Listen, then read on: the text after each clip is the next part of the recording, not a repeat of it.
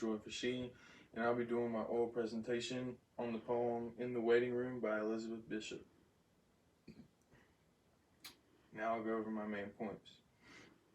First, we will go over what the poem is about. Second, we will go over the symbolism and imagery in the poem. Third, we will discuss form and meter. Finally, we will go over allusion. Now let's go over the first main point, what In the Waiting Room is about. This poem is about this little girl, which the little girl is Elizabeth Bishop. In the poem, it is Elizabeth and her aunt brings Elizabeth along to her dentist appointment.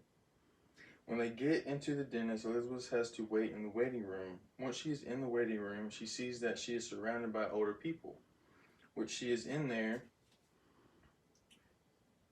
She occupies herself with a National Graphic magazine, and in this magazine it had inappropriate images for a young girl to see. After she studies the images in the magazine, she starts to think how she is turning 7 in 3 days, and she wants it to stop.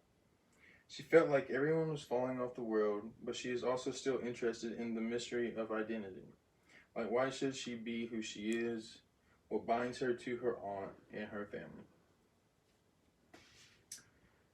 Now that I discussed what the poem is about, we will now go over the symbolism and imagery.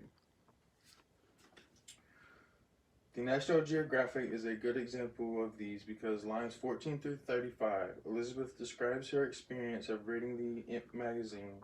She reads and sees photos of things that scare her because there's a volcano, a dead man, and a naked woman. This exposes her to people and things for outside of her area. Now that we discussed imagery and symbolism in the poem, we will now go over form and meter.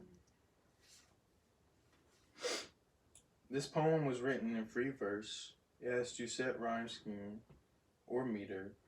One interesting thing about the poem's form is that it shrinks as it goes along. It is made up of 5 stanzas and becomes short once Elizabeth asks her big questions.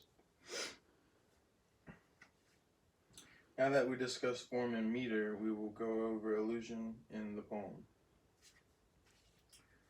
The allusion in the poem is the National Geographic because it makes Bishop think about her identity and how everyone is falling off the world.